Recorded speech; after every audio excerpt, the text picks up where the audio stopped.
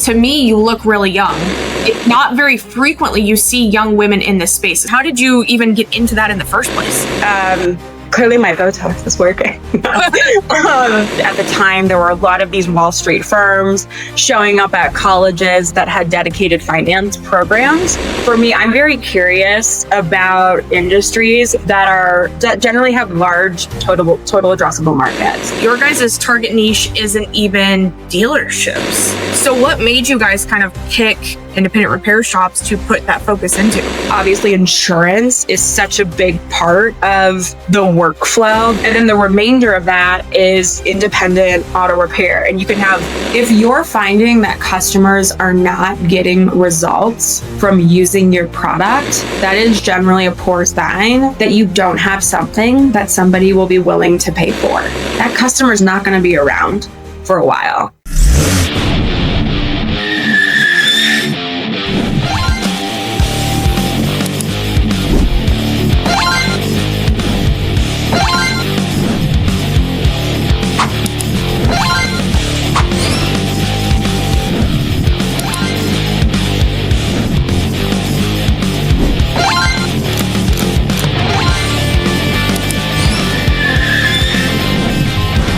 We're back with another episode of the I'm a Car Chick podcast.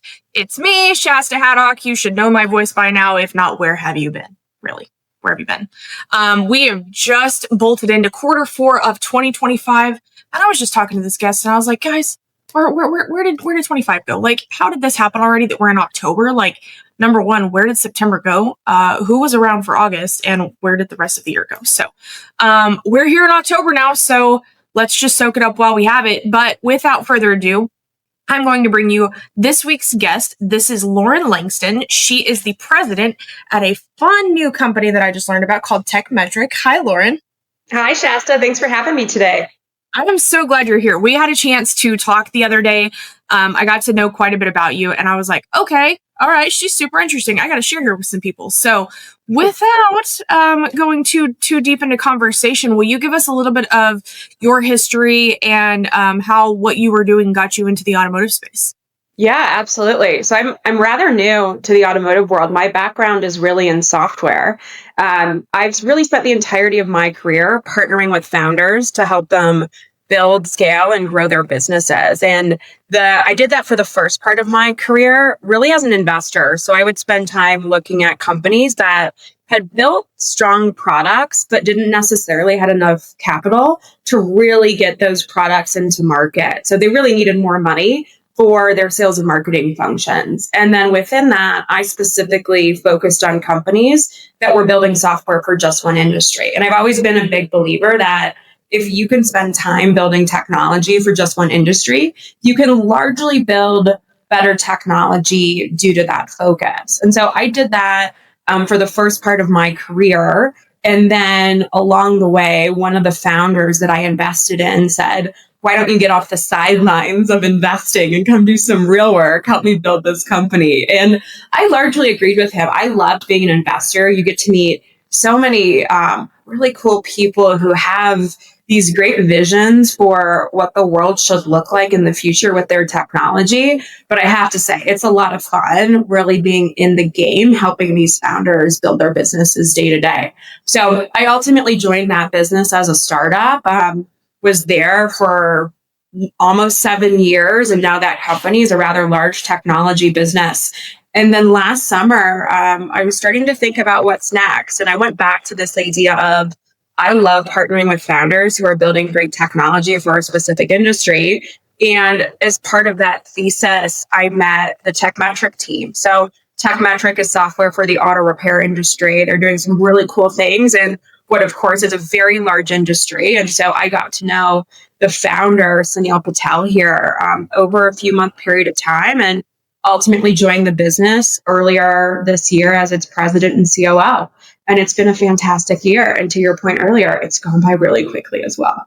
Really? Like I mean, God, 25 just disappeared. And now like we're about to go into 26. I'm like, that doesn't feel right. There's Yeah, we kicked off company planning yesterday at Tekmetric for that exact same reason. Oh gosh, I can't believe it. So I have to ask, and I'm sure someone in the audience listening is probably, if they're watching this, thinking the same thing. Like, to me, you look really young. And so not very frequently you see young women in this space, especially in the tech adventure space. How did you find your way into that? Like, was that like what you wanted to do, when you were younger, like in school, in college, or how did you even get into that in the first place? Yeah, great question. Clearly my Botox is working.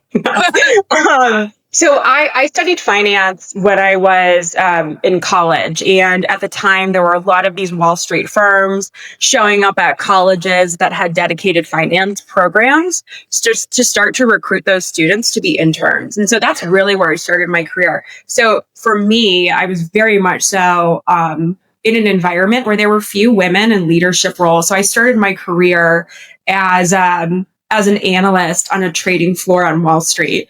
So if you think about other industries like the automotive industry, where we don't have nearly as many women represented in leadership roles, I would say Wall Street trading floors are right there up there as well as it relates to that dynamic.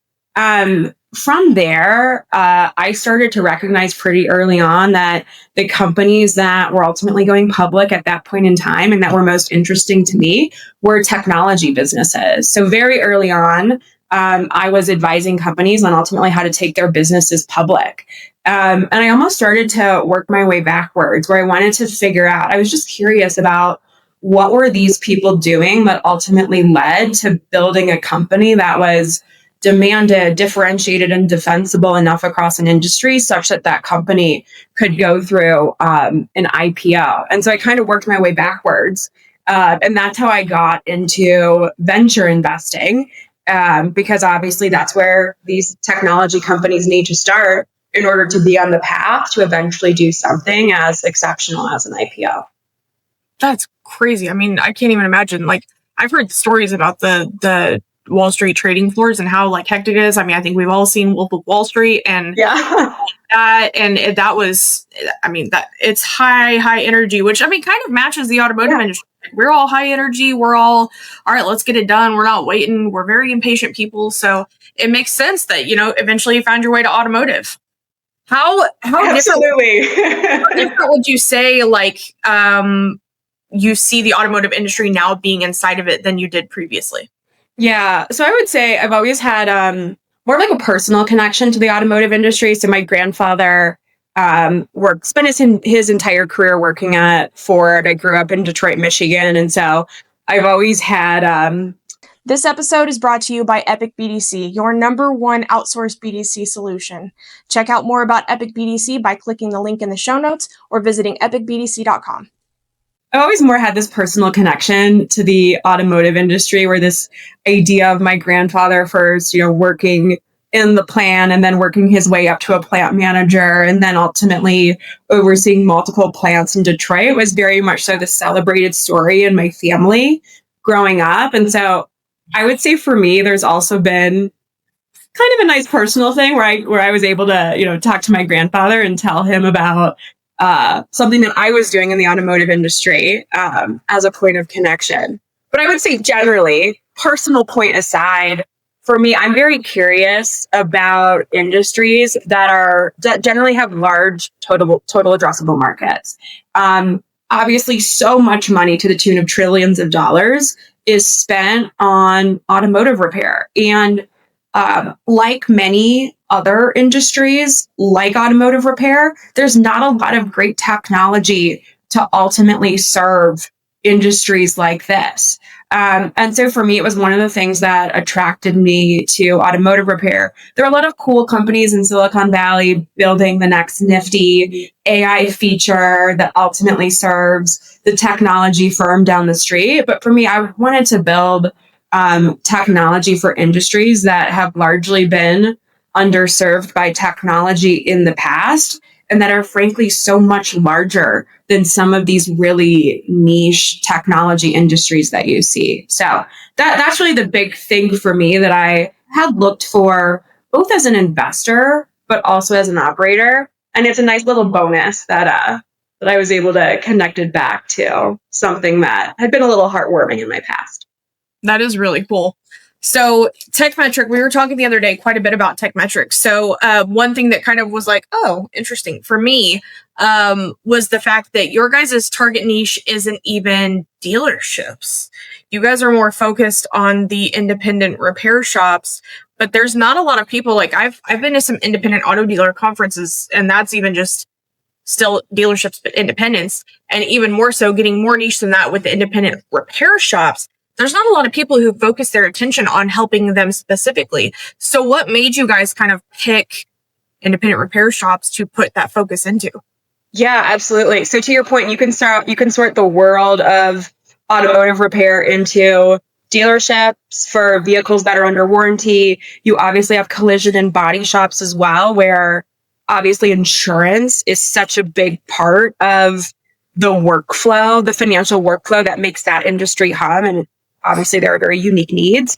And then the remainder of that is independent auto repair. And you can have the large independent auto repair chains like the Midases and the Toughies of the world, all the way into the mom and pop auto repair shop down the street that's been handed down from one generation to the next. So our founder, Sunil Patel, who's the CEO of Tekmetric, he has a fascinating background. I joke with him, I'm like, you're basically Barbie because you've had every single job that one could think of.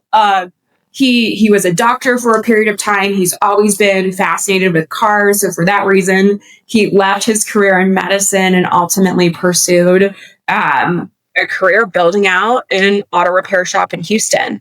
And as part of doing that, he found that there isn't great technology that served his shop. And he tried out a bunch of auto repair shop platforms, and none of them were really serving his needs. And so, again, going back to the fact that he's had many different careers, he said, you know what, I think we can actually build out something so much better. And so that's how Tekmetric was born about 8 years ago.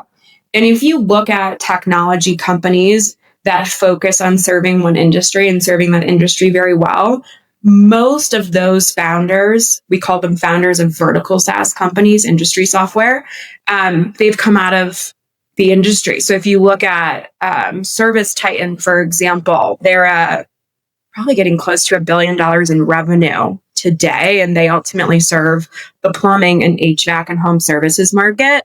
Those were the founders of that business. Those were two sons of two contractors who worked in that industry.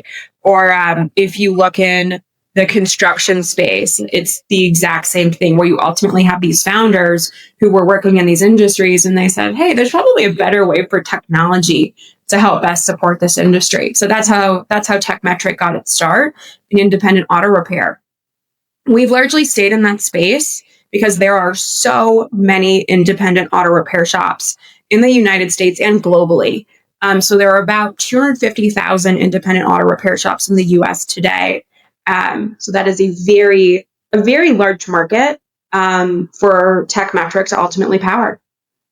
And you and I were talking about some interesting stats the other day about the age of vehicles, the age and mileage of vehicles that independent auto repair shops see. Remind me what those stats were again. Sure. So if there's a vehicle on the road that's within that's only 4 years old, that vehicle is ultimately going to be under warranty and therefore best serviced, or I should say most economically serviced by the dealership. But any vehicle on the road that isn't under warranty, that end consumer will probably get a better economic outcome if they're going to an independent auto repair shop. So when we think about what is the addressable market for Tekmetric, it's not just the 250,000 stores that exist in the United States today. It's really every single vehicle that's on the road today that isn't under dealership warranty. Which is so many. Like I think about, ever since we had that conversation, I think about it while I'm driving, and I'm like, oh, that's definitely older than 4 years. That's older than 4 years. Like, and taking a look at what more than likely is no longer in warranty, which another thing is that like mileage is getting so much higher than it used to be. Like we're driving way more than we used to. I remember back when I was at the dealership, like we had a pretty average standard that like year to mileage should be about 12,000. And I'm pretty sure that we've surpassed that. It's gotten so much higher. We bought a brand new 2024 vehicle in 2024. We've had it for, we got it last March or February. So about a year and a half, and it already has over 30,000 miles on it. So we're driving a lot more places. And I think it has maybe a lot to do with the cost of traveling, like flying. And did you know that there's a monthly newsletter where you can keep in touch with everything the I'm a Car Chick podcast is up to? There is. Check out the show notes below. And you can also follow us on all social media and stay in tune with whatever we're up to. And stuff like that we're realizing, oh, well, it actually just saved me a lot of money if I just drove there. I mean, that's how I got the mileage on mine is we've driven it to New Orleans, to Houston twice, to Colorado Springs. And so like, it makes sense, but it is something to consider. Like we're falling out of warranty a whole lot faster than we used to. Yeah. And so the economic backdrop is certainly an interesting one. So with the tariff situation, it's obviously more expensive to buy a new vehicle, right? And obviously our OEMs are seeing fewer purchases of true new vehicles that, again, ultimately fall under that 3.5 year warranty.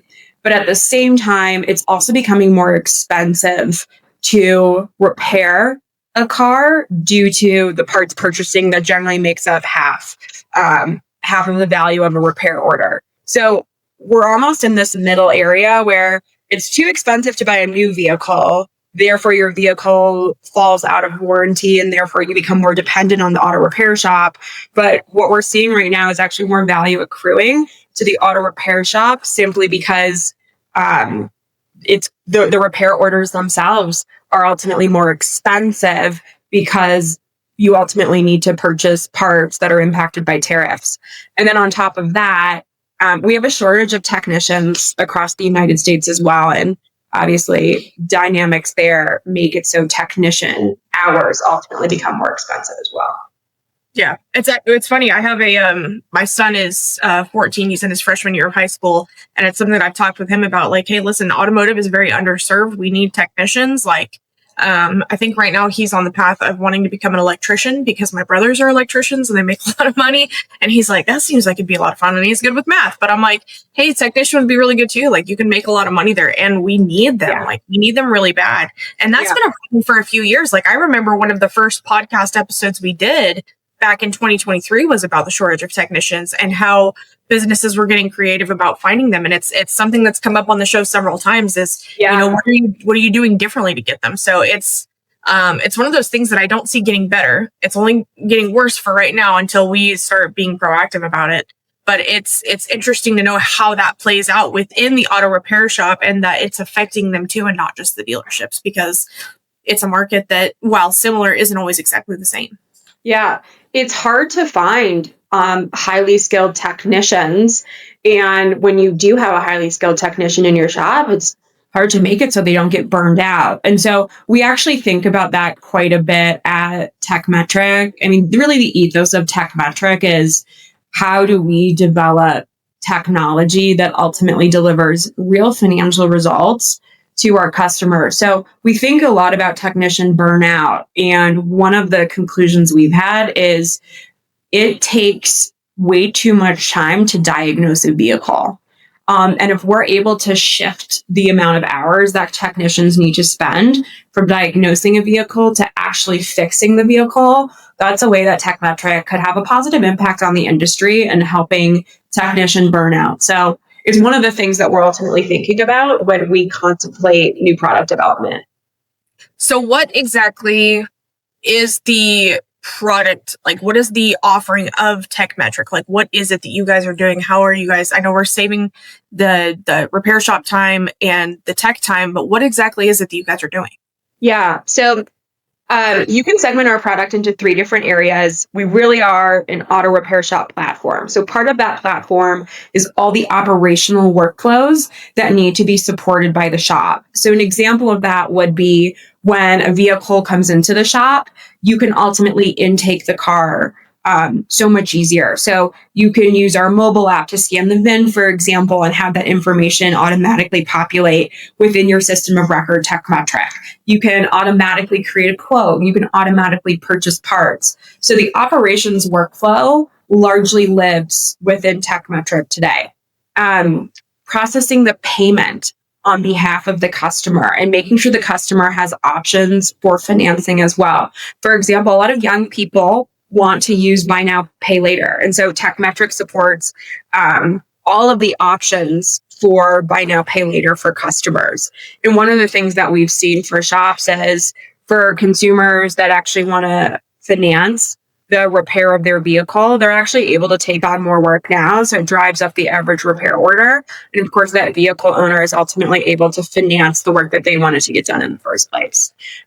All the way through marketing. So that's really the last leg of what Tekmetric has built today. So operations, payments, marketing, where not only can the shop operate its own business, it can think about what type of marketing and engagement campaigns do I need to be leveraging in order to get additional cars into my shop. So our marketing product supports things like Google reviews, connecting your Google profile, setting up automation. So I can automatically send a text message to Shasta saying that it's time to get your vehicle service because you're at X number of miles, for example, on your vehicle. That's what our marketing product ultimately supports. So it's literally all in one. You guys have considered everything. And there's a lot more to come on that as well. But I'd say for an auto repair shop owner, especially a small business owner generally, they have so much to think about as it relates to their customers. How do they deliver exceptional service to them? How do they make sure that their technicians have the skills that they need to be successful? They should be able to rely on Tekmetric for all of their technology needs. And so Tekmetric, to your point, is really the all-in-one platform for auto repair for that reason. So I want to go back just a little bit. When did Tekmetric start? About 8 years ago. So we're about 8 years in. Is that pretty usual for the timeline that you see or have seen in the past with tech startups of, from year one, this is the product that we've developed. Year two, this is how we've added this feature, blah, blah, blah, so on and so forth, to where by a company's year 8, this is where they're at. Like, is that pretty typical? Or every journey is obviously different, but. This episode is brought to you by SCP Agency, your one-stop shop for organic social media. Check them out by clicking the link in the show notes or visit scpagency.com. Yeah, it really depends on the market you're serving. There are certainly some startups that are founded and 5 years later, they're well over $100 million in revenue, serving a large part of their market, and they're just getting started. If the buying behaviors in a market are taking place at such a rapid rate, that could very well be the case. Oftentimes, though, the faster a company needs to grow or determines how much capital they need to get started. So if you have really fast buying behavior taking place in a market, you're ultimately going to be raising a lot more capital to grow much more quickly. I think a good example of this is during COVID, there was obviously so much more technology adoption of video conferencing technology. Any company that wanted to make a big splash during COVID is raising a lot of capital, right, in order to make that happen because the buying behavior was happening so rapidly. Then you can look at the other side of the equation where not every company needs to grow that fast to have an impact on its industry because buying behavior just isn't happening at such a rapid rate. So you'll look at some public companies, like Alteryx is one that comes to mind in the BI software space, where that business was a consulting business for about a decade before it actually launched a software product and today is a public company. So it's really dependent on the buying behavior of the industry, and it's obviously dependent on how successful the product actually delivers results to customers. So that actually brings up another interesting topic, and I want to focus on the sector of the tech startups for a second, because I know we have a tech startup within our company. I know several other in the automotive industry. Obviously, a lot of the vendors out there started as a tech startup. So it's interesting conversation. So one of the things that you and I had talked about the other day was what's something that's frequently missed. But on top of that, like, how do you know when you just don't have a good product? Like, you're like, oh, this is such a good idea, but maybe it's like too niche, too specific, or it's already out there. Like, how do you know at that point? Yeah. So something that's frequently missed as founders scale their business is getting the balance of both the vision and business model right. And I always love to remind people that you need both to succeed. So I think we can all recall a company that leaned really heavily into vision, where they had an exceptional product, customers were super happy.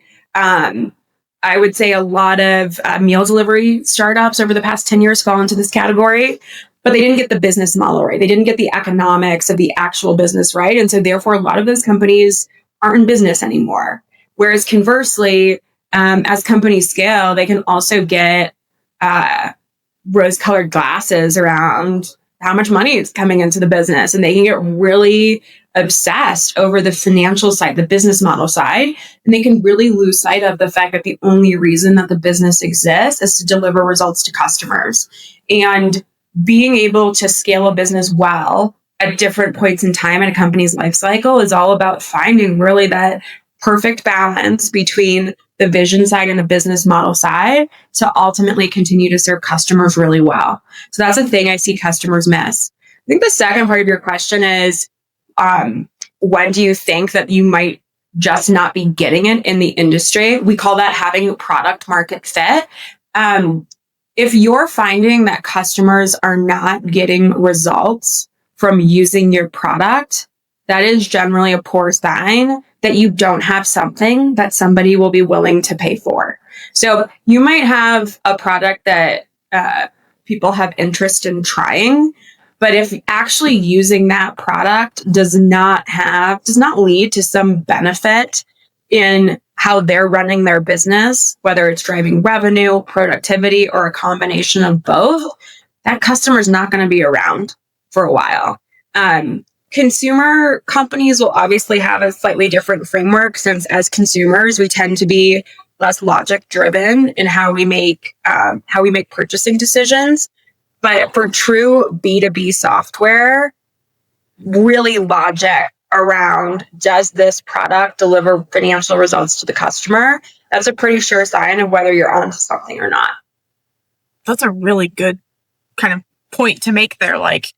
And I think a lot of times B2B products can simplify things or make your time easier or make your time go further. But at the end of the day, how quickly does time equate to money because of your product? Exactly. I think we saw a major reckoning over the past 5 years, right? As the economy has moved in a different direction, of a lot of businesses saying, do we really need this software? What results is this software actually driving for my business? And the software industry has really had to reckon with that. Yeah. Well, and that's something interesting to talk about too, is the state of the economy. I mean, even just looking at American businesses, with the tariffs, with how things have gone, is this an economy that is suitable for trying to start up a business? We're not in a spend happy mode right now. I feel like, most of us are saving quite a bit. And I feel like businesses are probably in the same place. I mean, we're getting ready to go into the spending season, but right after that, where are we going to be at? And so would you be recommending to startups right now, pump the brakes just a little bit or go hard, go heavy? Yeah, I find that in resource constrained environments, those types of environments can actually help us make much better decisions. When you have capital that is so free flowing, you can kind of take on everything.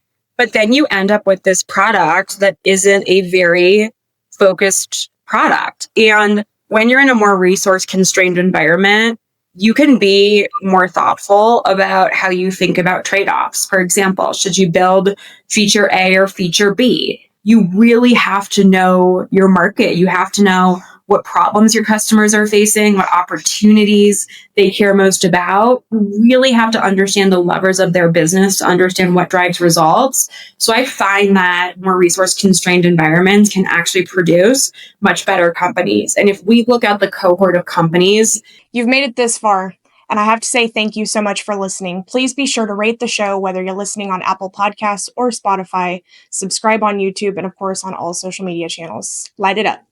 That was founded in 2008. I mean, many of those companies make